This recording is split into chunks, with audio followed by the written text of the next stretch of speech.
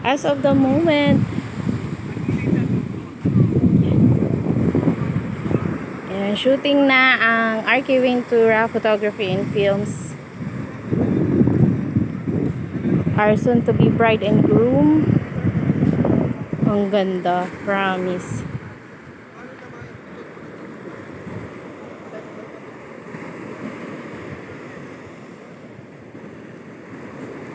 O, diba? Kala nyo, ganyan-ganyan lang yan. Pero mga ka-frenny, majirap iti. Yung angulo pa lang.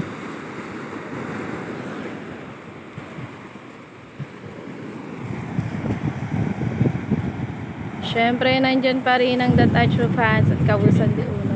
Nasa liman ba yun? Anong,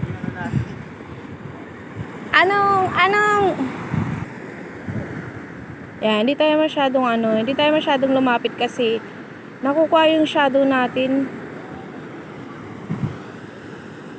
Ayun, si Baby Sandra. Si Sandra na naging Sandra. Diba? Ganda talaga dito sa Estanza. Oh, waiting sila.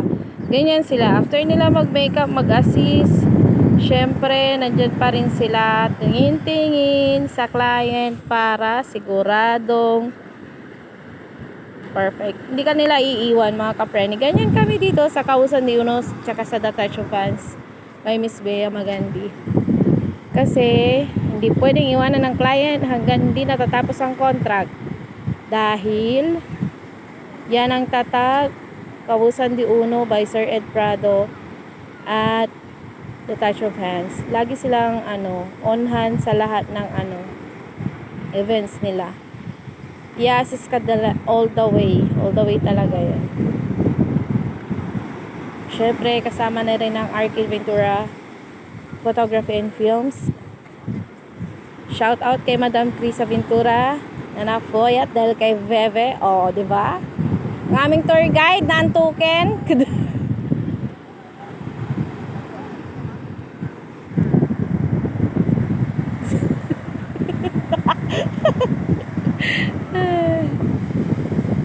O, diba? May photographer ka na, may jowa ka pa, saan ka pa? Baka na-fatter yun, mga ka-frenny. Afa-foggy. Yun, mga nagsigay. Araw na. Ay, sadyo. Dami ng tao doon, oh. Kanina kami lang, eh.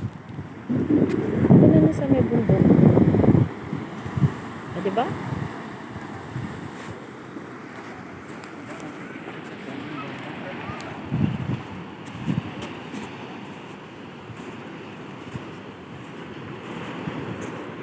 Layo-layo tayo pag nandun si Ruben, layo. Then nag-shoot siya. Bawal may stop ko.